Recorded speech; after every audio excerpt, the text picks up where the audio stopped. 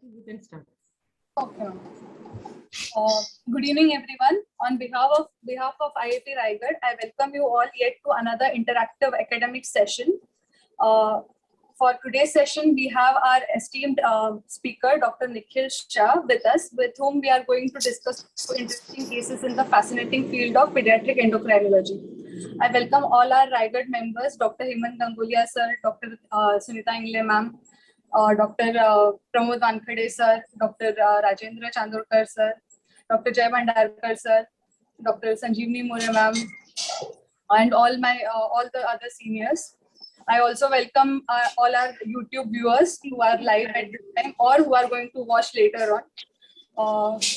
For our opening remarks, I would like Sunita Ingle. I would like to invite our President, Dr. Sunita Ingle ma'am, for a few words. Thank you, Shilpa. Good evening. A very warm welcome to all on this virtual IIP Raigad platform. I'm happy to welcome my respected seniors, distinguished speaker Dr. Nikhil Shah, and my dear colleagues and friends. As you all know, IIP Raigad organizes academic activity on 2nd and 4th Tuesday of every month. And today's session is on pediatric endocrinology. You all know that it is a symphony of hormones that play a central role in driving a child's growth, puberty, and sexual development. So problem with these aspects can have their roots in the endocrine system. But for us pediatricians, pediatric endocrinology is very complicated and very complex set of flow charts, you know. So it's really, if we have any problem, we refer to endocrinologists, and that's it, this stops. But still, I think it is imperative that we equip ourselves with necessary knowledge and skills so that we can pick up these disorders of growth and development early, and early referral and early intervention can definitely have a very good outcome. And as growth and development is a part and parcel and a very important part of a pediatric examination, I mean, we have to be thorough in that. So that is my take on it. And today we have Dr. Nikhil Shah, who is a pediatric endocrinologist, and he will speak on early diagnosis and approach to pediatric endocrine disorders of puberty and obesity. And it will be a case-based discussion, and we would like to have an interactive session, but I request everyone to keep their audio mute and video off. So I will hand over to Shilpa for giving a formal introduction of Dr. Nikhil Shah. Over to Shilpa.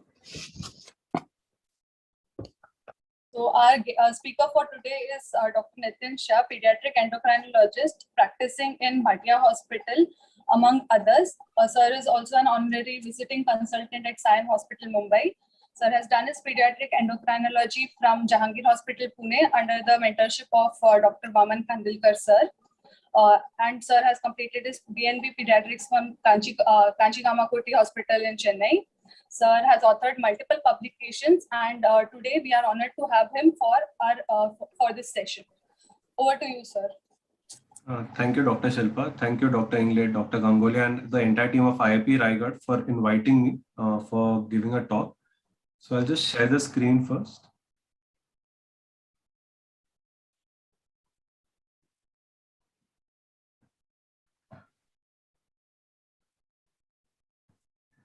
So thank you everyone again for inviting me. I know this is a little bit late, but again, thank you for taking time and tuning in for this topic. So thank you for letting me speak on one of my favorite topics, that is on puberty, because I think we do tend to look at growth and development, but we are missing a lot of puberty related issues. That's why today's topic. So I'll straight away dive into today's topic. Today's topic is early diagnosis and approach to pubertal and obesity related disorders in children. I'll be discussing various short cases. What all will be the overview today? So first I'll be telling you why I have chosen this topic. Then I'll be discussing 4 short cases related to pubertal disorders, 4 short cases related to obesity related disorders. Finally, the take home messages, which will be followed by the question answers. So coming to why this topic. So as I said before, that we do concentrate on growth, but growth and puberty go hand in hand. So when there is pubertal things happening, then only the growth is going to happen. So if there are disorders of puberty which are happening and we are going to miss those, it is going to affect your growth as well. Other thing that we're seeing more and more these days, because of this lockdown, staying at home, decreased physical activity, the incidence of precocious puberty is going more and more high. What we are seeing is that the age of puberty has come down, the age of menarche has come down. Children entering into precocious puberty this year has been at a much lesser age as compared to the previous year. Again, because of this lockdown and COVID restrictions, there has been a pandemic of COVID, we know, but there has also been an epidemic of pediatric obesity. And these are all the papers which have been published in the last 6 months, talking about this increasing epidemic of pediatric obesity as well as pediatric precocious puberty. So I'll straight away dive into the cases. This is case number 1, which is commonly seen. 8-year-old girl, 8-year, 3-month-old girl, previously well and developmentally normal. Birth weight was of 2.9 kilos. There were no adverse perinatal events. Now she was brought to us with chief complaints of breast development noticed since last 4 to 5 months and pubic hair also noticed since last 2 to 3 months. On inquiring for negative history, there was no headache, difficulty in vision, development delays, seizures, or laughing attacks. No history of any adoption, no history of any fractures or constipation. On SMR staging or on Tanner staging, we saw that some axillary hair was present. Breast development was stage 3. Some pubic hair was present and she had not yet achieved menarche. Hence A2, B3 for the breast development. P2 is for some pubic hair development and M0 means no menarche. On physical examination, she had no goiter, dry skin, cafe au lait spots or hyperpigmentation. Now, this is the growth chart of the girl. So you can see that at 8 or 3 months of age, her weight is 30 kilos, which is lying within these centiles. So it's kind of okay. The interesting thing to note here that is the height is 135 centimeters at 8 or 3 months. So the height is basically lying at the 90th centile. Just 1 minute.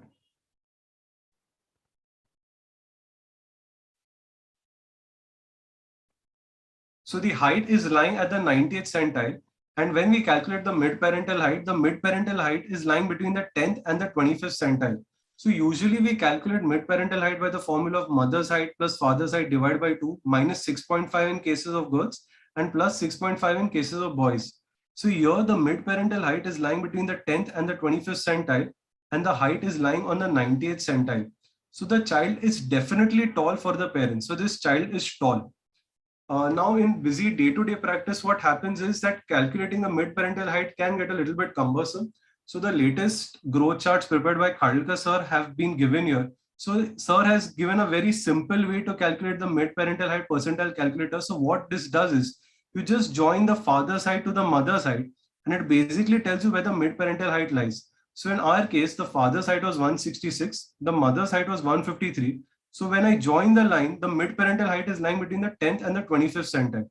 So the child's height is on the 90th centile, midparental height is on the 10th to the 25th centile. So whenever the child's height is more than 2 centiles above the midparental height, we call it tall. And when it is less than 2 centiles below, we call it short for the MPH. So in our case, the child is definitely tall for the MPH target range.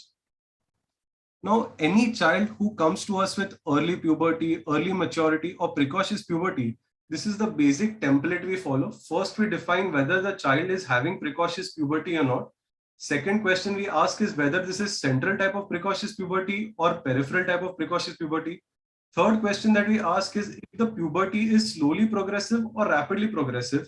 And fourth question we ask is whether to treat or not to treat. So coming to the first question in our case, whether this is precocity or not.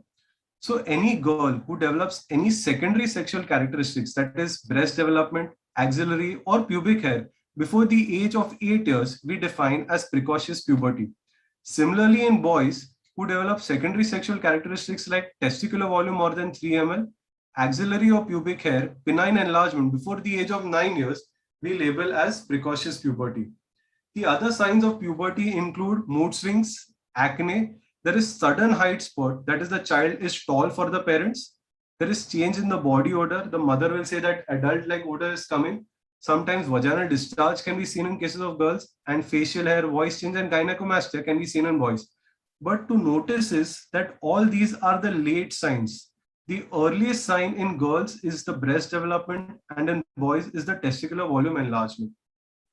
So in our case, whether the child is having precocity or not, you will argue that the child came at 8 years, 3 months of age, but you need to understand that child presented with complaints for the last 6 months.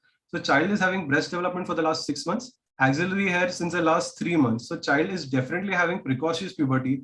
Another clue given in the physical finding was that the child was tall for the M page. So the child is definitely having a pubertal growth spurt. So child is definitely having precocious puberty. Now coming to the second question, whether it is central or peripheral type of precocity. So what we need to first know is what is the normal sequence of puberty.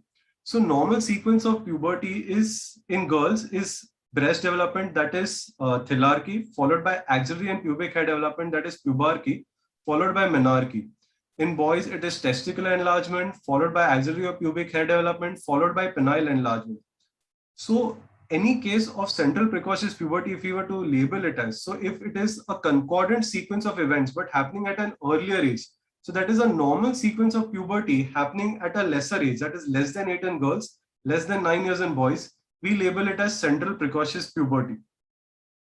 Now, what is peripheral precocious puberty? So when this sequence is disruptive, or when you have an abnormal sequence of events, or there is a discordance in the pubertal progression, we label it as peripheral precocity. So for example, in girls, suppose if you have breast development followed by menarche and then you have axillary or pubic hair, you can see that the normal sequence of events has been changed. You want breast development first, followed by pubarchy, followed by menarche. In this case, the menarche is occurring first. So this is nothing but peripheral precocity. Similarly, in boys, if you have pubic hair followed by penile enlargement and finally testicular enlargement, again here the sequence has been disrupted. So this is nothing but discordant in the sequence of events. This we label as peripheral precocity. The most common causes being hypothyroidism, CAH, or McCune-Albright syndrome. What are the other clinical pointers for central versus peripheral type of precocity? So central most commonly have no symptoms. Sometimes you might get headache, vision problems, squint, or seizures if there is a tumor sitting in. It has been time and again shown by various Swedish cohort, by the English cohort, that adopted girls are at a higher risk of developing precocious puberty. This has been attributed to better nutrition. SGA children, that is low birth weight babies, are at a higher risk of developing precocious puberty. In addition to precocious puberty, they also have rapid progression of puberty. Obese children are also at a risk of developing precocious puberty. For peripheral, the other pointers depend on the cause itself. So in CH, you might have some hyperpigmentation, hypoglycemia. In hypothyroid children, you can have some form of constipation, goiter, dry skin, absence of axillary and pubic hair. And McCune-Albright syndrome, you'll have fractures and cafe au lait spots. So now coming to a second question, whether this is central or peripheral. So I'd like to tell you that the child had breast development first, which was followed by the axillary or pubic hair. So there is definitely concordance. That is a normal sequence of events which has happened at an earlier age. So this is nothing but central precocious puberty. Any child with precocious puberty, how do we evaluate? The most important tests are these. We've always asked for a bone age. So bone age is basically an X-ray of the left wrist till the tip of the fingers.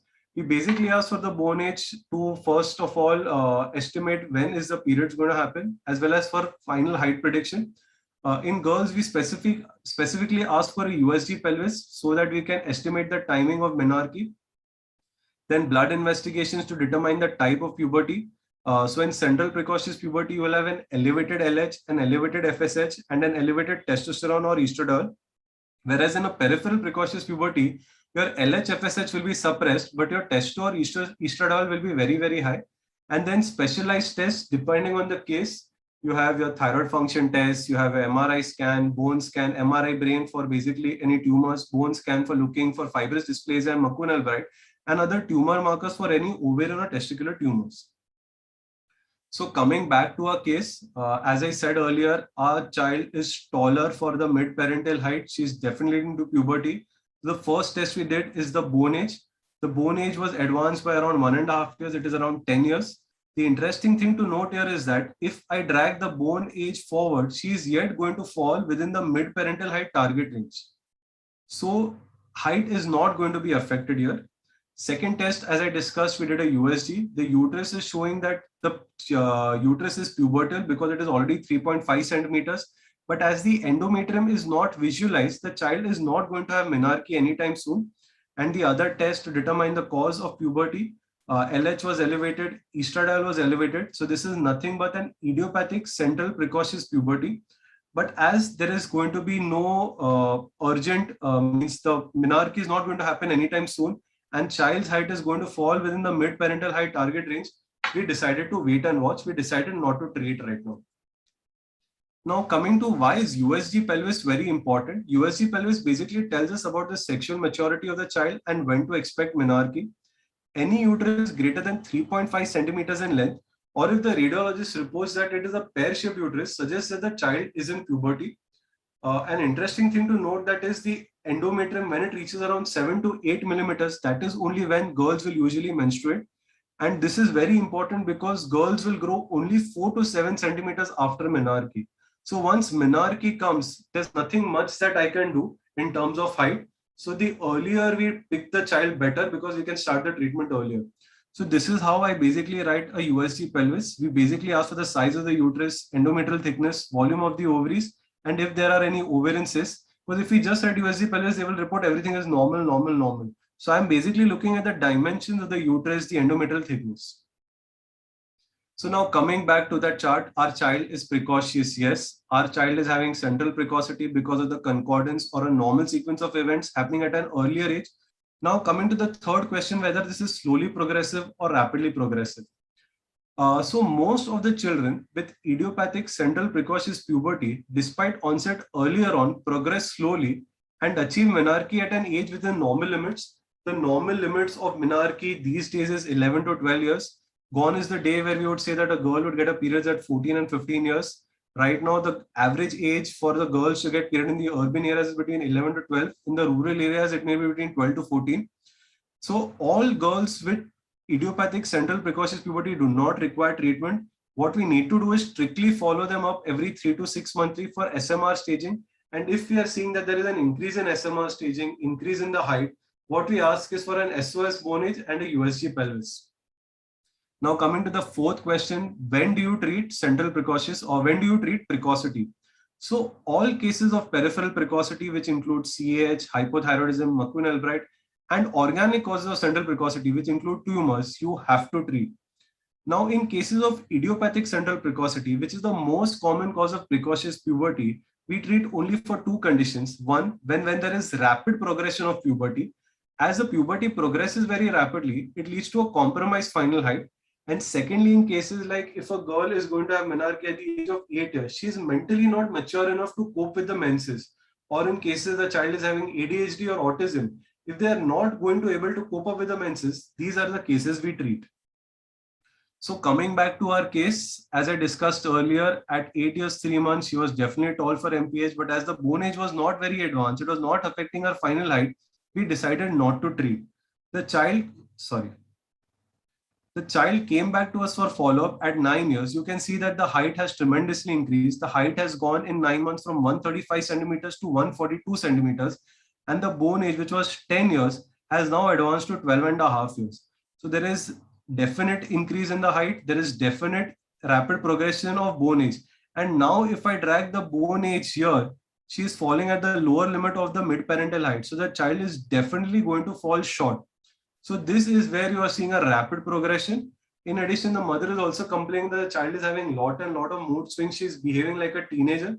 So these are the cases where we will call that the child is having a rapidly progressive type of puberty, and hence we need to treat. Otherwise, she will get into puberty early. So what do we do is we start treatment with GnRH analog. So here you can see once we started treatment with GnRH analog, the height gain has started becoming slower because the bone age has also started progressing slowly. We continued GnRH for 2 years. So you can see that the height is going well, but the bone age is slowing down. So GnRH analog basically gives the girl at least 2 more years to grow, which would otherwise not have happened because she would have got menarche earlier. We normally stop GnRH analog at around 11 years of age. After stopping GnRH analog, our girl achieved her menarche at around 12 years of age. And you can see that her final height is within the mid-parental height target range. This is the advantage of giving GnRH when you know that the final height is going to get impaired. So I'd like to just discuss one slide on what is treatment with GnRH analog.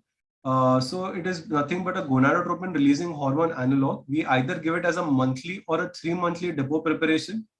Following the first injection, some spotting may occur because whatever endometrium has been formed, has to subsequently come out. So following the first injection, there might be some spotting. Following that, there is no further episodes of spotting.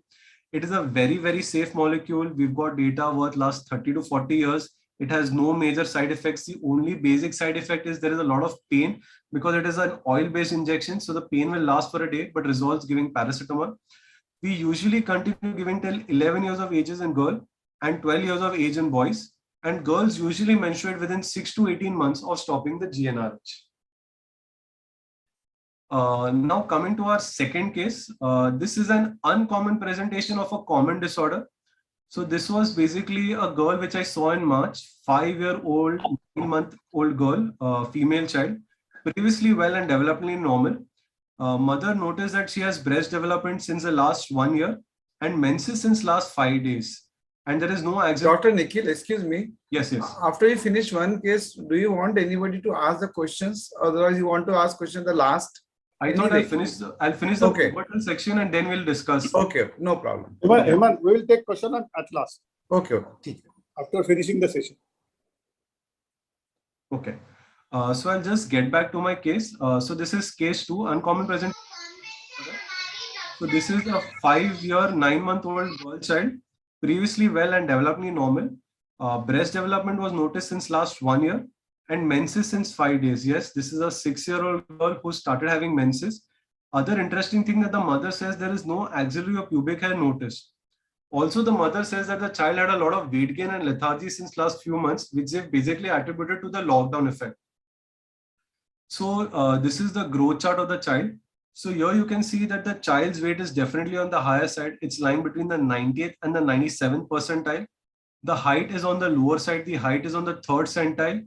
And interesting to know that the child is short for the parents, because if you look at the midparental height is lying between the 50th and the 75th centile, but the child's height is lying on the 3rd centile. So child is definitely short for the MPH. The child is obese. And on SMR staging, what we saw was there is no axillary hair, no pubic hair. There is breast enlargement. She's having Tanner stage 3 of breast, and she's having menarche. So here you can see that there is some form of discordance. Breast development has happened.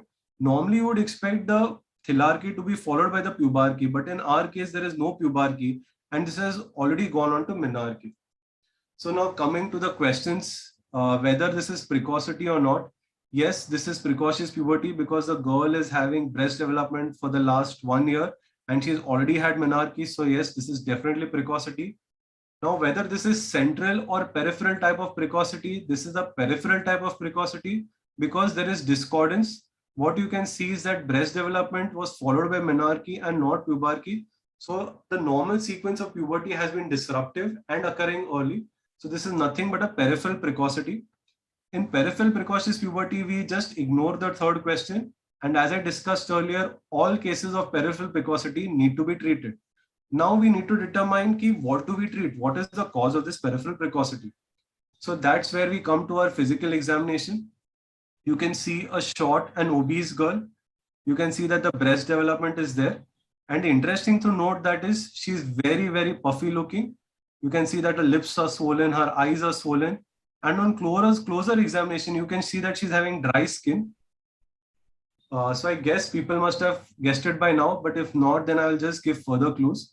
Bone age in this child was delayed. So normally in precocious puberty, you would expect the bone age to be advanced. But in our case, the bone age was delayed. It was 3.3 years. So the bone age is delayed by greater than 2 years. The USG, to our surprise, showed a uterus of 4.9 centimeters. So I said anything greater than 3.5 centimeters is in puberty. So there is definitely estrogenization happening, which has led to the formation of a pubertal uterus. Endometrial thickness is present, hence the menarche. And it showed 2 left ovarian cysts present. So you can see that there are huge cysts. One cyst is measuring 4.6 into 2.3 centimeters. The other cyst is measuring 3.8 into 1.8 centimeters. So we have a child who's definitely having peripheral precocity with obesity, with delayed bone age and ovarian cyst present. To confirm the diagnosis, we did the hormonal test. LH was undetectable. E2 was very high, which goes in favor again of peripheral precocity. And as you must have guessed, because of the obesity, the puffiness of the face, the delayed bone age, the dry skin, goiter being present, This TSH of the child was 550, free T4 was almost undetectable, and thyroid antibodies were done positive. This is nothing but juvenile hypothyroidism, and this sort of presentation is called as Van Wyck-Grumbach syndrome. So juvenile hypothyroidism can also present as precocious puberty, as pseudo-precocious puberty. So what is Van Wyck-Grumbach syndrome? Van Wyck-Grumbach syndrome is long-standing hypothyroidism with peripheral precocious puberty and presence of ovarian cysts. So why does this happen? So a long-standing hypothyroidism will have very high TSH, and because the TSH is so high, there is a spillover effect happening. The TSH starts functioning on the FSH receptors, which keep getting stimulated, and as a result, estrogen goes on being formed, and this leads to the formation of your ovarian cysts also. Other interesting thing to note that is hypothyroidism is the only cause of precocious puberty with short stature as well as delayed bone age. No other cause of precocious puberty will cause short stature or delayed bone age. And treatment of this syndrome is only surgery. What has happened in the past and has been reported in literature also, a lot of these children used to get surgery done and it used to lead to a disaster. But if you give these children thyroxine, the cysts and everything will regress on its own. So I'll just tell you about the follow-up of this child. So we started the child on thyroxine immediately after the reports. The menses stopped completely. There were no further episodes of bleeds. The child lost 2 kilos of weight. There was a height gain of 3 centimeters in 3 months. The SMR regressed completely. A child who was having third stage of breast development now is showing a pre-pubertal Tanner staging, and follow-up USG showed complete resolution of the ovarian cyst.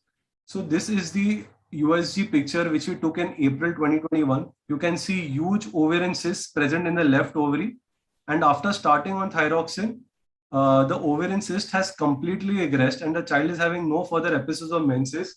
So this condition does not require follow-up, it requires only thyroxine. So it is important to understand here that thyroid, long-standing hypothyroidism can also present to precocious puberty. So this is just a flow chart for everyone's benefit as to how to approach a child with early puberty, early maturity or precocious puberty. So any child, if you see the secondary sexual characteristics less than 8 years in girls and less than 9 years in boys, red flag should be raised. Now we need to know that whether this is a normal variant or whether it is precocious puberty. So what clues you will get in history or in clinical examination tell you that this is a normal variant or it is precocious puberty. If the child's height is normal or slightly tall and the bone age is not very advanced, start thinking in terms of normal variant. And other thing is the age of presentation.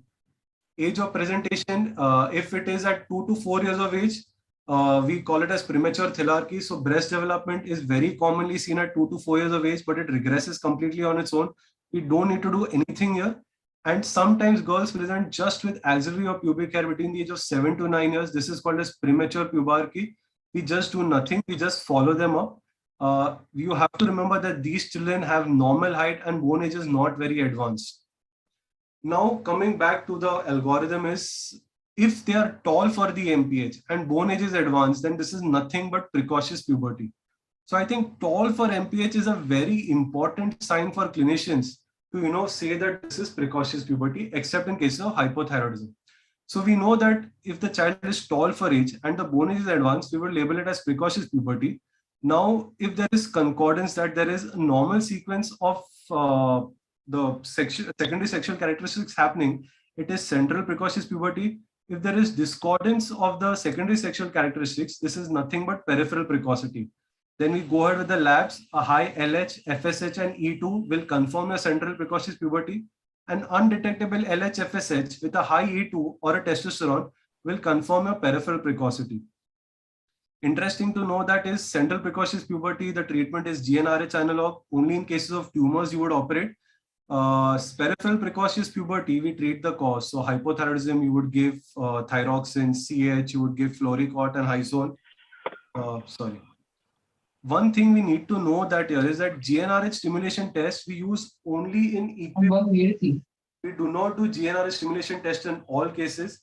If your basal, LH, FSH, and E2 are giving you the clue, I don't think there is any need to subject the child to a GnRH stimulation. Second thing, these days, what we're seeing is a lot of MRI being done for children with central precocious puberty. Again, that is very wrong. the guidelines are very fixed in whom we are supposed to do MRI. So for central precocious puberty, MRI has to be done in all boys, but in girls, we do only less than if they are 6 years of age. So if a girl is less than 6 years of age, presenting with central precocious puberty, then we are justified in doing an MRI. Otherwise, MRI is not warranted in all girls because the most common cause is idiopathic central precocious puberty. However, if a girl presents with symptoms like squint, headache, vomiting, then yes, you have to do that. But otherwise, MRI we do in all boys and girls only if they are less than 6 years of age. Now coming to the third case, this is a rare case but important to know. So I have spoken of one end of the spectrum where we are looking at early puberty. Now I'll be talking of the other end of the spectrum where we're looking at delayed puberty. So this is a 16-year, 11-month-old girl child, 1.5 kilo, born of a spontaneous vaginal delivery, low birth weight. The mother has got her with the complaints of not attaining menarche, and there is no breast development or axillary hair or pubic hair noticed by the mother. So this is the growth chart of the girl. You can see that the weight is below the 3rd centile. Height is below the 3rd centile. But interesting thing to note that the height is much more affected than the weight. And the height is definitely short for the MPH target range. On SMR staging, you can see that she is yet prepubertal. There is no axillary hair, no pubic hair, and no breast development. This is the physical examination of the child. You can see that there are certain dysmorphic faces. I can't show you the picture entirely, but there are epicanthal folds, low set ears. There are a lot of nevi present on the body. So a lot of these mole-like structures present on the body. There is a short neck, low posterior hairline. The child is having a wide carrying angle. The child is having a short 4th metacarpal. And this is characteristically a knuckle-knuckle dimple sign. So what will happen is you're seeing the knuckle here. You're seeing the knuckle here, and here you're not seeing a knuckle. In a normal person, you will see knuckle, knuckle, knuckle. In this child, you're not seeing the knuckle. So what is this? I think majority of you must have guessed it. But before into the diagnosis, what happens usually is they come with delayed puberty, and we tend to forget that the child is also having short stature. So just a quick revision of the algorithm of short stature. Any child whose height is less than the 3rd centile or whose height is below the mid-parental height, or if the height velocity is less than 5 centimeters a year, we need to evaluate that child. But the first step is to look at the weight and the height. So if in cases where weight is much more affected than the height, we are looking at systemic causes like a cardiac, respiratory, or malnutrition. If height is much more affected than the weight, as in our case, the next step I think we need to look at as dysmorphism. So in dysmorphism, we look whether dysmorphism is present or not. If dysmorphism is present, we look at proportions. In our child, the proportions were normal. So mostly a genetic cause. In children in which height is much more affected than the weight, there is dysmorphism present and there is disproportion. It is nothing but skeletal dysplasia, most commonly achondroplasia. Now suppose in children whom height is much more affected than weight and there is no dysmorphism, we look at the growth velocity. If growth velocity is normal with a normal bone age, we're looking at familial short stature. If growth velocity is normal with a delayed bone age, we're looking at constitutional delay in growth and puberty.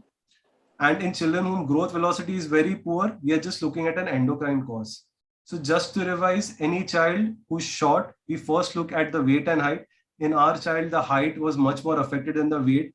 We looked at dysmorphism, which our child definitely has. So child has had epicanthal folds, low set ears, short neck, low posterior hairline. The child does not have disproportions, and there is genetic causes. Now coming to evaluation, as any case of short stature or puberty, we look at the bone age. The bone age was definitely delayed. Our age of the child was 16 years, 11 months. The bone age was 13 years, 6 months. The child showed a short 4th metacarpal. USG pelvis showed the characteristic findings of horseshoe kidney, hypoplastic uterus, streak gonads. TFT was normal, CBC was normal. And as the LH FSH was very, very high and E2 was not detectable, which is suggestive of primary ovarian failure. This is nothing but Turner syndrome. So this is of the child where you can look at the short 4th metacarpal. So this is the short 4th metacarpal, hence that knuckle dimple sign. And this is the karyotype of the child where it is mosaic syndrome. So ideally, these children you would like to start on growth hormone. Just a slide on Turner syndrome. It is a very commonly missed condition. I think we need to keep we need to be more aware of it. We need to keep a lower threshold to diagnose Turner's. A girl who's shorter than the third centile or shorter than the MPH, with or without delayed puberty, we should never forget Turner syndrome. Why I'm saying with or without delayed puberty? Because 30% of Turner women go into spontaneous puberty, and 5 to 10% even have spontaneous menarche.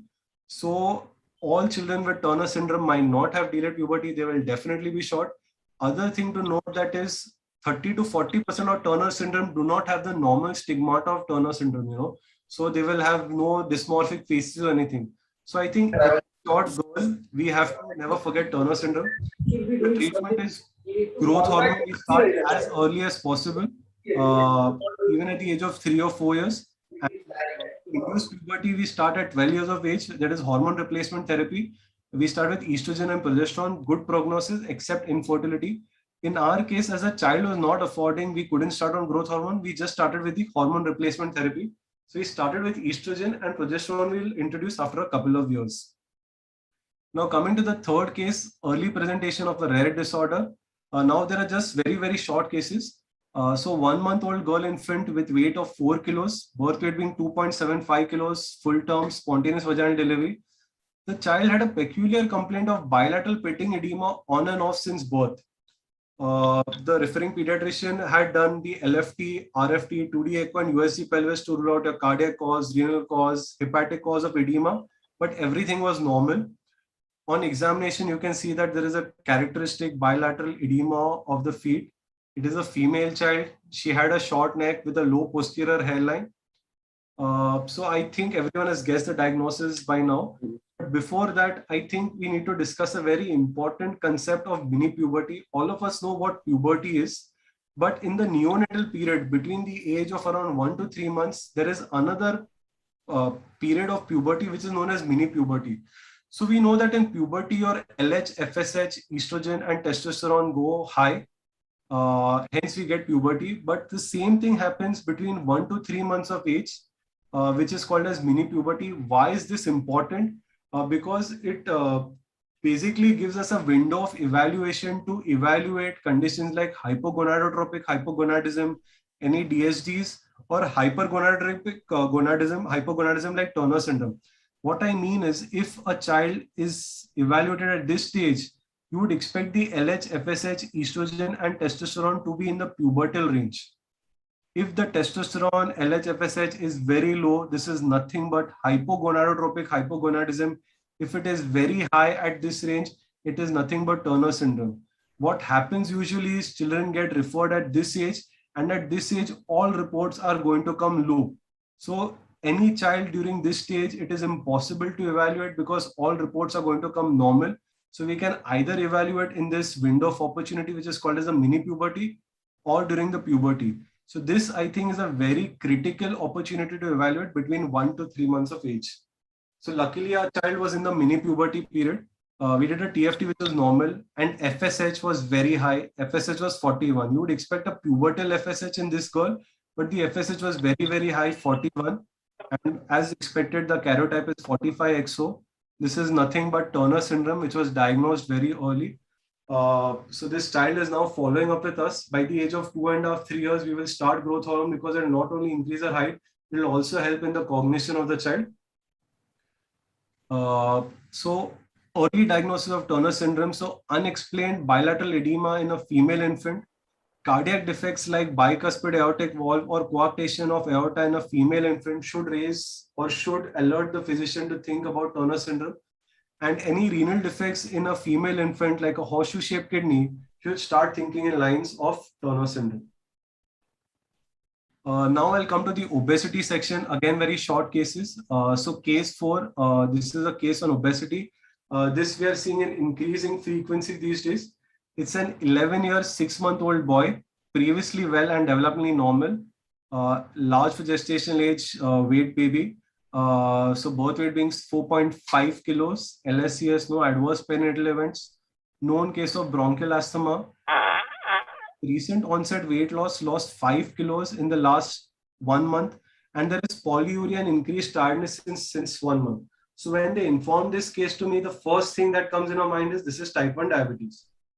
However, when you examine the child, there is severe acanthosis present at the nape of the neck as well as in the axilla. The child has no goiter. White striae are present on the abdomen. The child is hypertensive, blood pressure being 138 by 88. SMR staging, the child has just entered into puberty as the testicular volume is 6 ml, and the child is having buried penis because of the pubic pad of fat. So coming to the growth chart of this child, you can see that the weight is greater than the 97th centile, height is on the 98th centile, and it is definitely taller for the MPH. The mid-parental height is between the 25th and the 50th centile. So child is definitely tall for the MPH. So the child is tall and obese. Is there any easy tool to calculate BMI? Yes. So the recent growth charts formed by Khalilka sir have this tool at the top of the growth chart. So this was published last year. It can be plotted irrespective of the child's age, but basically it is for children between 8 to 18 years of age. Plotting is like weight for height. So depending on the height of the child, we plot the weight. And here you can see the child's height is around 157 centimeters. The weight is around 68 kilos. The child is above the obese line. The child is obese. Now coming to this simple algorithm on pediatric obesity which sir and I wrote. So any obese child which comes to us, we first need to look at when does the obesity present to us. Is it an early onset obesity or childhood onset obesity? If it's an early onset obesity, if there are features like hyperphagia, development delay, family history, or recurrent infections, start thinking in lines of obesity. If there are features like dysmorphic faces, polydactyly, vision or hearing impairment, subnormal intelligence, we think of syndromic obesity. Childhood onset obesity, if the child is short and obese, then think of endocrine causes like hypothyroidism, Cushing's. If the child is tall and obese, we're looking more like nutritional obesity, so lifestyle related disorders, metabolic syndrome, simple obesity, type 2 diabetes, PCOS.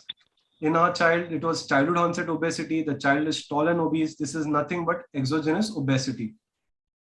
In all children with exogenous obesity, it is very important to measure the waist circumference. Why to measure the waist circumference? Because it tells us about the central obesity and tells us whether the child is at a risk of developing metabolic syndrome, hypertension, dyslipidemia. Any value greater than the 70th centile shows that the child is at an increased risk of developing metabolic syndrome. In our child, the waist circumference was 96 centimeters. And if you think about it, the child is hypertensive. So the waist circumference definitely gives you an indication whether the child is at a risk of developing metabolic syndrome.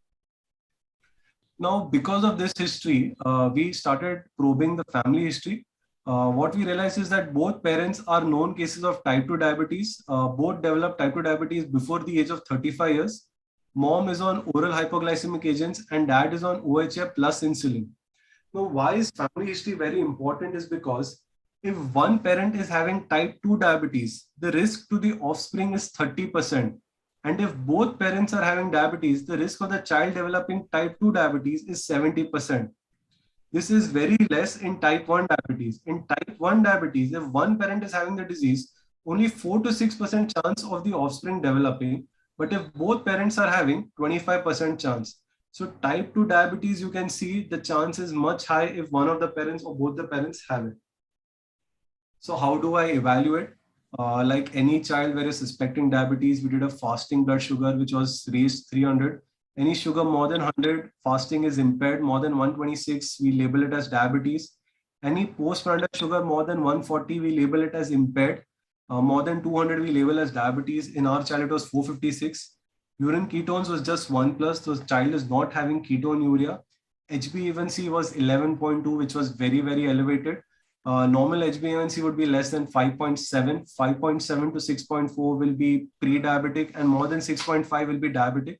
So our child is criteria of diabetes with an elevated fasting blood sugar, with an elevated postprandial sugar and HbA1c.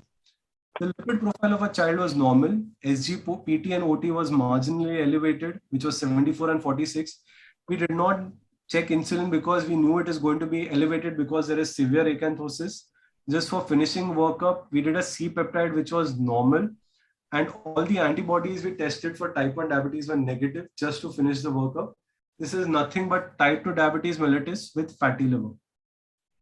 Now, whether this is metabolic syndrome, So the criteria for metabolic syndrome are as follows. Waist circumference greater than the 90th centile. Yes, our child does have that. Triglycerides, our child had normal triglycerides. HDL, our child had normal. Fasting glucose more than 100. Yes, our child did have high fasting glucose and our child was hypertensive. So waist circumference is a compulsory criteria. And if any out of that two are fulfilled, we label it as metabolic syndrome. So our child has metabolic syndrome as well as type 2 diabetes. So how do you manage such cases of type 2 diabetes in children? So because the HbA1c is more than 8, any child who has HbA1c more than 8, in addition to metformin, you need to start on insulin. So we started the child on a long-acting insulin called Tresiba once a day and on metformin twice daily. Within few days, the sugar started normalizing. We tapered the insulin over a span of 2 months. We should never forget the importance of diet and exercise in such cases. And lastly, the sugars have normalized between 80 and 120. And the follow-up HbA1c after 3 months is showing that the HbA1c is 6.5. So we've continued the child on metformin. Just a slide on type 2 diabetes in children. There is increasing incidence in the recent years. In the last 6 months, I've seen 2 or 3 cases of type 2 diabetes already because there is an increase in the epidemic of pediatric obesity. 25% of type 2 diabetes children can present with DK. Children can also develop type 2 diabetes, especially if parents are having type 2 diabetes. The only approved treatments for type 2 diabetes in children after lifestyle modification is metformin, insulin, and recently a new drug launched has been the GLP-1 agonist called as the liraglutide. Now coming to the last 3 cases, just 2 to 3 slide cases. This is a case 5, common but missed, 6.4-year-old obese girl, weight gain noticed since last 2 years. Again, the parents attributed to the lockdown effect. Mom is hypothyroid. Breast development is seen, no axillary or pubic hair. So you can see this child, as the earlier case, there is that coarse faces, there is that puffiness of the lips, puffiness of the face, dry skin, breast development is seen. The child is short for the MPH. This, if we go back to our algorithm, so this is a childhood onset obesity who is short and obese. So we need to rule out endocrine causes. So this is nothing but juvenile hypothyroidism. TSH of this child was 420. So what has happened is in the last couple of months, I've seen 7 to 8 cases like this. Everyone attributed to the lockdown that the child is put on weight, but actually we are seeing more and more hypothyroids because of this. An important thing to note here is that we get a lot of reference for an obese child with TSH being between 6 and 10, but the free T4 is normal and the free T3 might be marginally increased. Important thing to note here is that the TSH which is 6 to 10 is not hypothyroidism, but that TSH being deranged is because of the effect of obesity. So then obesity itself is leading to the derangement of the TSH and not the other way around. So cause of increased TSH in obese children is because of the increased deiodinase activity, high levels of leptin and inflammatory cytokines. The only management in these cases is a weight loss regime where you tell them about diet, lifestyle modifications, exercise. You do not need to start on thyroxine. Once you repeat the thyroxine at a later on level, if the child has lost weight, the TSH will normalize. Coming to the second last, so it's a 6-month-old boy. Parents have got the child with complaints of being short and having obesity. Interestingly, the child had development delay. There was a squint present, and the child had undescended testes for which he was operated at 1 year of life. There is also a very peculiar form of neonatal history where the mother complains of a lot of infantile hypotonia and poor feeding in the first year of life. So this is a child's photograph as well as the growth chart. So you can see that the child is definitely short for the MPH.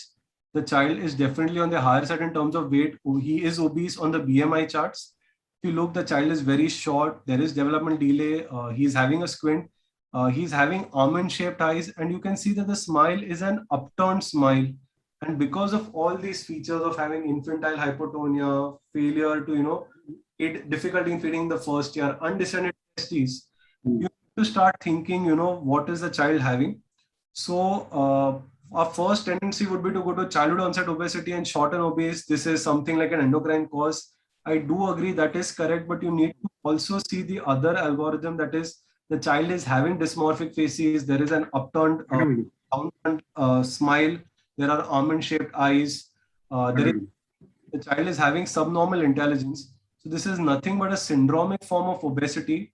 And doing the methylation study, we were able to prove that this is Prader-Willi syndrome. Now you will ask, why is the child short? So Prader-Willi syndrome are known to have GH deficiency also. So the treatment of these children is nothing but growth hormone, which will lead to a decrease in the weight, increase in the height, and also tends to improve the cognition slightly. Coming to our last case, which basically I wanted to share this case because of the importance of general examination. A 6-year, 4-month-old girl had come to us for obesity. The obesity had started from 2nd year of life. There was developmental delay, there was intellectual disability, and there was vision impairment, which was labeled as high myopia by the ophthalmologist. So any child who's having delayed development and is obese, we normally tend to look at for polydactyly. To my surprise, this child had only 5 fingers on the hands. But when I asked the child to remove the shoes as well as the socks, you can notice that the child is having 6 toes here. So what this tells me is the polydactyly on the hand was operated. This is the importance of doing a thorough head-to-toe examination, because this kind of tells you what the diagnosis is. This is nothing but Bardet-Biedl syndrome. So what we did is we again sent the child to ophthal again. And on a repeat ophthal examination, we found the child had features of retinitis pigmentosa, thus confirming the diagnosis of Bardet-Biedl syndrome. So coming back to our algorithm again, this is nothing but an early onset obesity started from 2nd year of life. The child is having polydactyly, vision impairment, subnormal intelligence, and this is nothing but Bardet-Biedl syndrome. Unfortunately for these children, the only thing we normally advise is lifestyle modifications.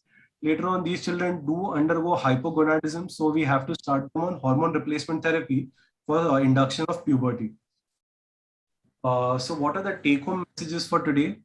Any secondary sexual characteristics before the age of 8 years in girls and before the age of 9 years in boys warrants an evaluation.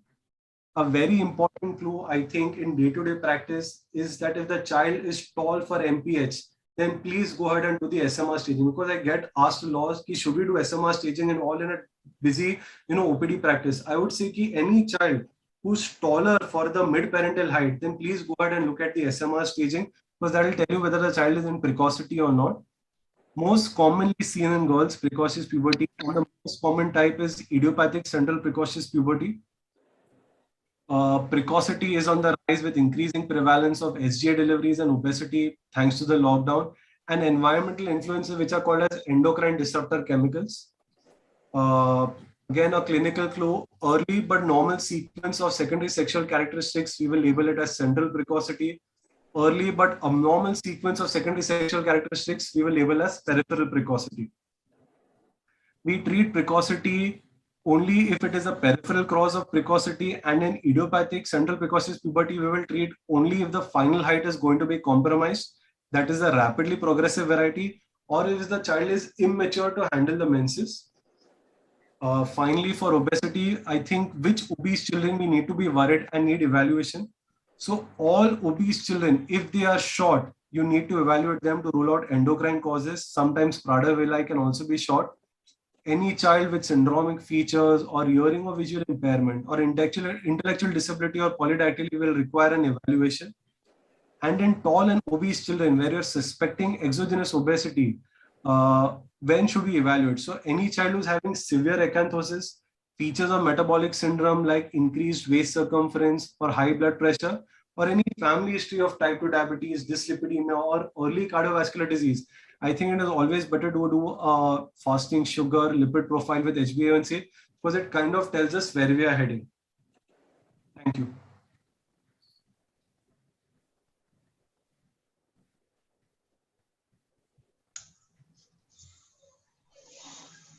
Dr. Nikhil, excellent presentation. Thank you. You almost covered all spectrum of this obesity and disorders. Absolutely. Can I ask one question? Yeah, questions. Yes, please. Yes. Somewhere you said obesity causes rise in TSH borderline, like 6 to 8, 6 Yes. to 10 in your presentation, and there are some. You mentioned cytokines leading to this. Yes. Okay, so my question is, nowadays we are seeing quite a few patients of MISC. So is MISC going to cause hypothyroidism? I mean, are there references? So I have not noticed anything. For what COVID related I know is that COVID thyroid, it is not known to cause hypothyroidism. So we just wait and watch. Okay. For 2 to 3 months. If after 2 to 3 months the TSH is persistently being low, then I think we can treat. I don't think we need to rush into treat these children. Okay. Thyroiditis has been reported in COVID, but whether it is persistent or not, that we have to see case to case basis. Right. Okay. Thank you. Sir, I just want to ask you, in your lecture, you said that the girls from rural area, they get menarche late. So why it is so? Does the environment and nutrition plays role in that? Yes, the environment and nutrition does play a lot of role. So what we're seeing is that the urban areas, there are certain chemicals which has been labeled as endocrine disruptor chemicals, which are estrogenic material, is present in the environment, and this has been found to be more in the urban areas. So the urban girls are having slightly earlier age of menarche, which has been reported, I think, in Khalilkasaw's paper also, where we are seeing in menarche in the urban girls is earlier as compared to the rural girls. Thank you, sir. Thank you. Sir, my another question is that, does every precocious puberty needs treatment, particularly central? No, so as I was, that's why the third question is there. We need to see whether it is slowly progressive or rapidly progressive. So if you know it's an idiopathic central precocious puberty, and if the bone age is not very advanced, the USG is showing that the endometrium is yet very thin, then it is better to wait and watch. You can always start the treatment after 6 months. But in cases where the bone age is very advanced, like the bone age is advanced by 3 years, the endometrium is around 4 to 5 millimeters. That means the girl 6 months to a year. Then those cases I would treat.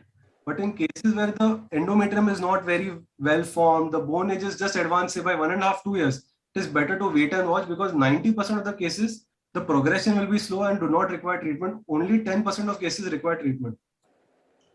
Dr. Nikhil, I have a question. Yes. Puberty is coming earlier and earlier, right? Yes. As there's every decade it is shifting to Correct. early age. So in 1800s, it was around 16 to 17 years. Just I want to ask further. 8-year and 9-year age for 8-year for the female and 9-year for the boy. It is still same, or there is some change in that criteria? It is still same only right now, but yeah, I hope that criteria doesn't come down, but it is still same, because yet in India also the average age for menarche reported in Khalilkasaw's paper was 12.2 years. But what we are roughly seeing is between 11 and 12 years. So I think just looking at puberty is not correct. I think we need to look at height also. If it's going to impact your final height, then I think we need to treat. If it's not going to impact your final height, I do not see the need to treat if the girl is mentally strong to cope with these menses. And another question, we said in precocious puberty, once menarche started, that the girl is going to gain a height of 4 to 7 centimeter maximum. Yes. That's correct.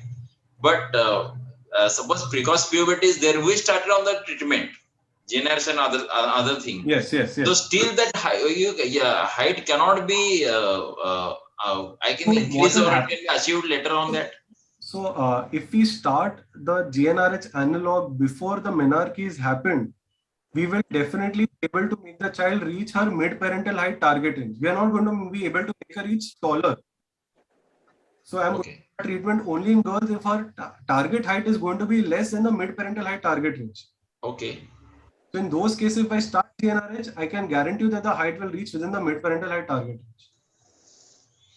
And when to investigate a patient of IUGR and prematurity, suppose not gaining height, basically around 2.5 years, what is the catch-up growth, or what is it? So what we define catch-up growth is when you want the height to reach either the 3rd centile or for the mid-parental height target range. So in USA, it has been defined catch-up growth is allowed till 2 years of age. In UK, it has been defined till allowed till 4 years of age. So in India, we basically follow till 4 years of age. So till 4 years of age, if there is, that means if the child is not reaching the 3rd centile, or if the child is not reaching the mid-parental height target range, that child will basically require a basic evaluation of CBC, creatinine, and TFT, and a bone age. Okay. If the bone age is normal or is advanced, and if everything is normal, the earlier we start growth hormone, the better in these conditions. So even if without growth hormone deficiency, this patient can be Yes, given yes, a yes, growth yes. hormone. So Yes. there is the other indications other than growth Correct, hormone correct. deficiency to have Correct. to So give there a are growth 8 hormone. indications. Right. So there are 8 indications: growth hormone deficiency, SGA babies who fail to catch up, Right. Noonan syndrome, Turner syndrome, idiopathic short statures. These are all the Right. conditions. Even CRF patient, chronic renal failure. Chronic renal failure also, yes. Yes. Okay. But provided that all the other labs are in control. Right. That is sure. Right. Now, my question is this hypothyroidism, which the children presented had this coarse faces, their mental status was normal? I mean, it was Normal. So only Yeah. thing they said was that because the child was at home, there was a lot of lethargy. She would hate doing her stuff. But otherwise, she is normal in her way of talking and all. So she was just very lethargic, would refuse to do her homework, would refuse to like attending stuff. Thyroxine, the mother herself said after 3 months, there was a massive change. She started interacting with everyone. So no major intellectual deficit. Social wise, I might say yes, there were some issues. Dr. Nikhil already mentioned lockdown effect. Almost we are seeing almost 20 to 25% are almost like a obese. Yes. They are increase a lot of weight. Yes, yes.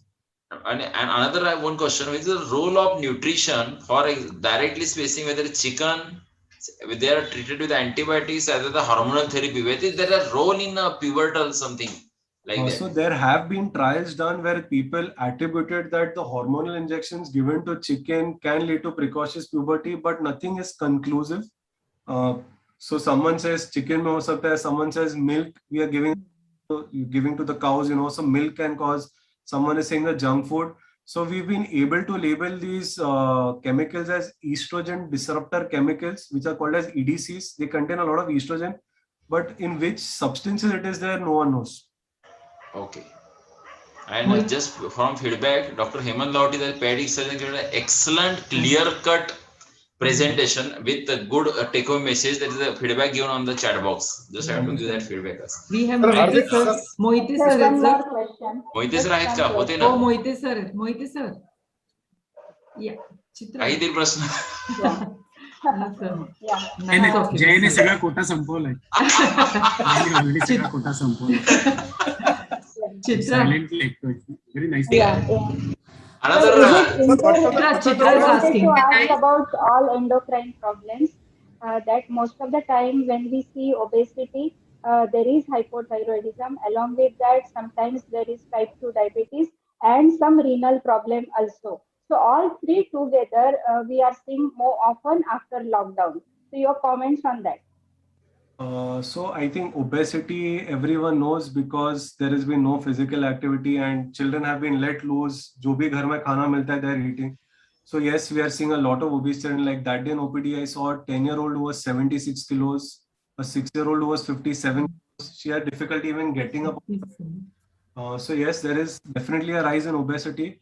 Hypothyroidism, there is no definite rise as such. I think what has happened is they've been ignored for last 1 year because I've attributed the weight gain to obesity lockdown effect. So these cases have been missed. They've not been able to go and show the clinicians. And that's the reason I think hypothyroidism is getting more and more picked up right now. Whether COVID itself has led to hypothyroid, I don't think that is correct here. So should we do anti-TPO or anti-phospholipid antibodies in them? So what we do is, if it's an affording, if the family is affording, and I know that this is hypothyroidism, so on follow-up, I do ask for an anti-TPO, anti-TG. So it just gives me a sense that this is autoimmune because autoimmune conditions can tend to run in families. So what we do is the other child also, we can just do the antibodies. If the antibodies are positive, we just need to keep checking TSH every year. If they're not affording, just let it be and assume that this is a juvenile hypothyroidism and mostly it's going to be autoimmune only. So just treat. So case by case, we take a call, but ideally you would want to do it just to know what you're dealing with. Makes no difference in terms of management. Nikhil, I have two questions for you. Yes. First is you said that more than 3 centimeter length of that testis is a maybe a possibility of precocious puberty, right? 3 ml. Whether I should measure the tape or I should be the orchidometer. That is first. And second question with that, can you tell out the bone age? Because where the difficulty, we just send to the radiologist bone age, to the 3 to 5 है, 4 to 7 है, right? There is no alternative. कुछ तो उसको app है, कुछ है, so that we can do that. Yes. So what for the testicular volume, we are looking at the ml. So we are looking at the volume. So nothing like a Prader's orchidometer, which is available on the ISPE website, that is the Indian Society of Pediatric Endocrinology website, where you get the orchidometer. So that is the way we look at. So it's basically like a necklace sort of होता है. So 1 ml Right. होता है, 2 ml का एक ball होता है, 3 ml का एक ball होता है. So we look at that. And secondly, for bone age, yes, I do agree it's a little bit difficult because the radiologists follow the Carpel method or they follow the medical legal age. So bata denge ki bone age is going to be between 9 and 20 years, and that is absolutely useless to us. What we follow means Khadilkar sir and we follow is basically we look at the TW3 method. So TW3 method, there is an app available called as Eat Your Peas app, but TW3 method is a little bit complicated method because you're scoring 13 bones. So what I will advise is the Gilsans and Ratib Atlas, which is similar to the Grulich and Pyle Atlas, is available free of cost online. Okay. A PDF version is available online. So if people are interested in doing the bone age, you can download the Gilsans and Ratib Atlas, which is very similar to the GP Atlas or the Grulich Pyle Atlas, and they can do bone age using that. You can send that message to Hemant Gangulaji so that he I'll do can that, pass on us, and we can do that ourselves, and it will be better. And another thing, whether precocious puberty is more common or hypogonadism in small testes is more common. Rather, we came across more with that. Obese child with small testes, maybe hypogonadism, which is more common. Precocious puberty, 100%. Every week is more common. Okay. 7 cases, yes. Hypogonadism, it is not very common. That small testes is because there is a pubic pad of fat there. That's why everything looks small. The child itself is not having hypogonadism, but precocious puberty is very, very common right now. Thank you. There is one question. Sanjeevani. There is one question in chat box. I think the person who asked is there. She can ask the question. Dr. Nilima, you have put one question in the box. Mohite sir एक तो प्रश्न Sanjeevani. Yes, Sanjeevani. Dr. Nilima, unmute करा. तू थांबलास की नंतर मी. हो ना. Jay, your quota is over. A girl child comes at the age of 10 years with menarche already having. So is it helpful to get the treatment investigation? Okay, so in this case, what should we do? Only thing I will look at is the bone age. Bone age is delayed because I've had a couple of cases like this where they've had menarche. I had a look at the bone age. The bone age was delayed. So an isolated GHD or hypothyroidism can sometimes present like this. Very rare, but I've had a couple of cases. So just look at the bone age. The bone age is advanced more than 13 years. Even if I give her GnRH, there is going to be no effect in terms of height. Even GH also is going to be no effect in terms of. So I don't think it is correct in prescribing GnRH or GH. Just do a bone age. Simple. Okay, thank you. Sir, sir, please elaborate the normal variant of puberty and precocious puberty. I just want to know the red flag signs of it. So normal variant of puberty, the most common cause of normal variant is a premature thelarchy and a premature puberty. Premature thelarchy will typically occur at the age of 2 to 4 years, sometimes will extend till 5 years. So a child coming with breast enlargement at the age of 2 to 3 years or maybe 4 years. If the child is not tall for the MPH and if the bone age is not advanced, I will let her be. I will not evaluate her. Same thing for premature adrenarche. If a girl or a boy comes just with axillary hair or pubic hair between the age of 7 to 9 years, but the child is not very tall for MPH, the bone age is not advanced, just wait and watch. I think the best thing in our science is to wait and watch. You're not going to lose anything. Why we need to wait and watch is because some percent of cases, around 10 to 20% of cases might go into precocious puberty. So just keep a close watch on them. If they go into precocious puberty, we evaluate and we treat. Otherwise, we do nothing. So I think the most important clue here is if the child is tall, it is nothing but precocious puberty. Get a bone age done and then you know where you're heading. But sir, precocious puberty in particularly male child. So male investigate testicular volume thing is not very easy. So again, I said if the child is tall for the parents, tall for the midparental height, then you know that the child is in puberty. They will come with complaints of maybe there is change in the voice. There is some sort of adult-like behavior. He's watching like adult shows on TV. there is sort of other behavior like self-pleasuring behavior, they might come up with complaints like this. So again, look at the height. If the height is tall, then you know the child is in precocious puberty and then evaluate. The child is not tall, unlikely. So I think if the child is tall, what we need to do next step is do an SMR staging. Because SMR staging in a routine pediatric OPD will be difficult, I do agree. So if you're looking at the height, if the child is tall, then I think the next step we need to do an SMR staging on an SOS basis. Including penile length.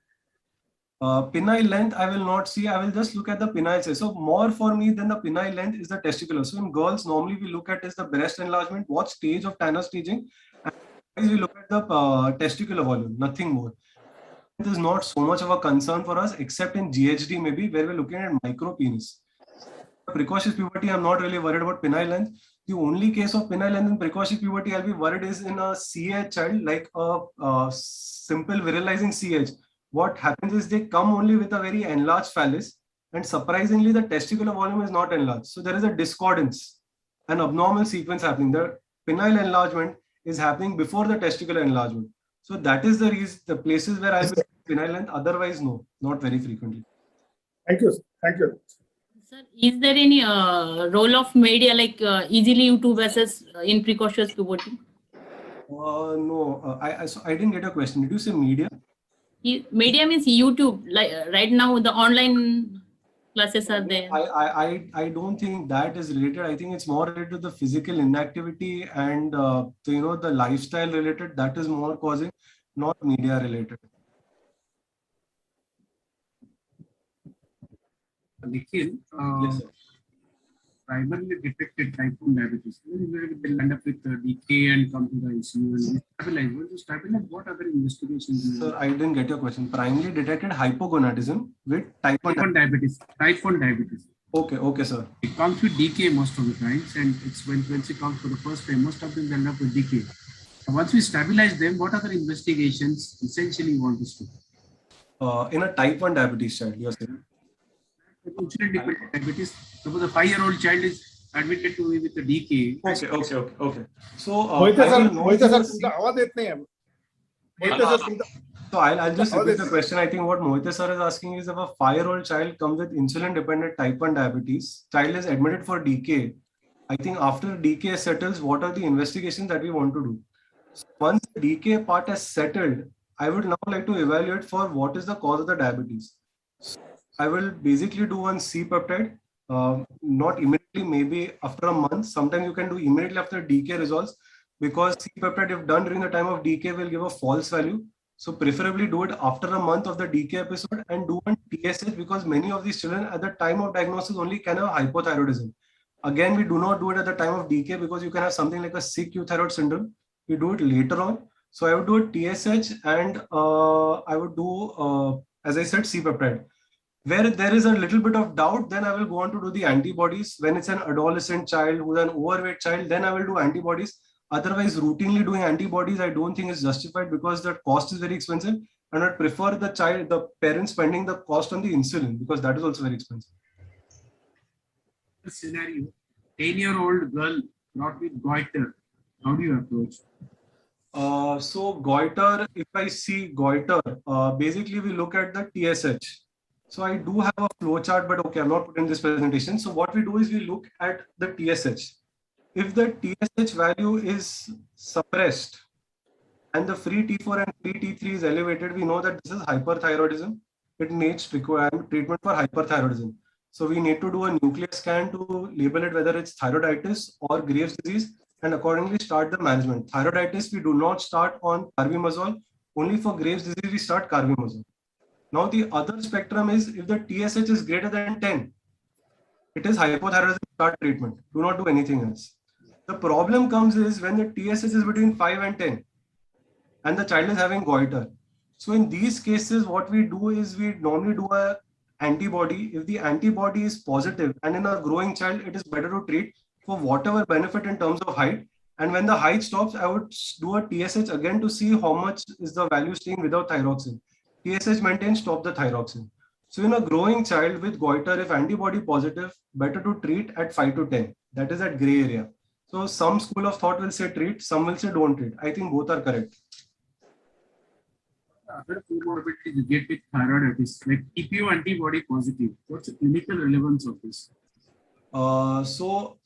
Again, it's thyroiditis and TPO antibody positive. Yeah, TPO antibody positive has been labeled as thyroiditis. Now, I mean, again, first of all, again, I think we need to treat the patient. So what is the child, what symptoms is the child having? Is the child having symptoms of hypothyroidism or is the child having symptoms of hyperthyroidism?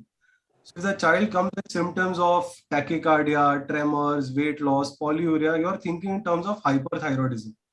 So if someone has done a TPO, it is okay, but the most important test in hyperthyroidism will be a nuclear scan. Nuclear scan will tell me whether it is thyroiditis or it is Graves. If it is thyroiditis, I will not treat with carbimazole. I will treat only with a beta blocker.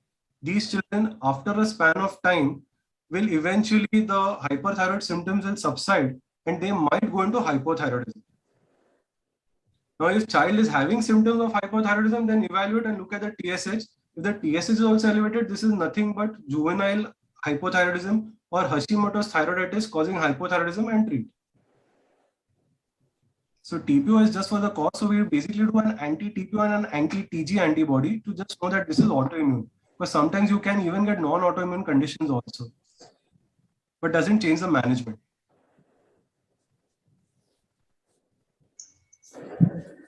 Any more questions? Before we end, thank you Dr. Nikhil Shah for an excellent presentation. और हमारी पहचान जो बनी थी वो bilateral pedal edema का case referral से बनी थी. And really we got a very good excellent presentation from you. And thank you very much. Thank you very much. Dr. Nikhil, another invitation for you. On first of every month we have the journey, our journal club. And this coming September, we may decide a case of endocrine, so we will call as an expert in that. No problem. I would love to discuss. I love the invitation from Hemant sir. I will take your report also.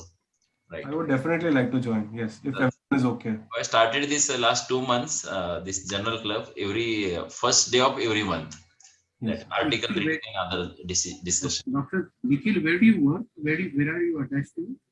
So basically, I have my own clinic, Chembur and Ghatkopar. I'm attached to Bhatia Hospital right now in Townside. I'm attached to Cloud9 Hospital, and I go to Sion Hospital once a week as a visiting consultant there. Just send your details to Hemant sir. So that and he comes to Kalyan once a week. Once a month. I go to Kalyan once a week. Sorry. I go to Kalyan once a week, Borivali once a week. Yes. But it was excellent discussion and excellent presentation. Thank you so much. Excellent overview of the cases. Thank you. Absolutely wonderful.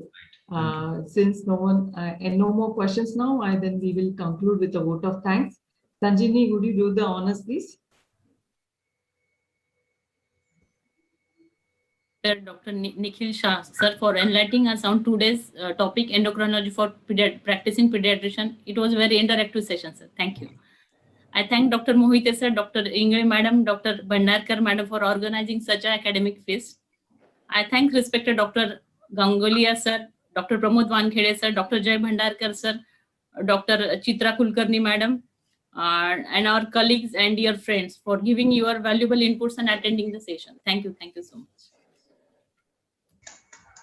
Wonderful. Good night, everyone. Thank you so much. Good night, Nikhil. Thank you, sir. Dr. Mohite sir, for attending. You are busy. Thank you.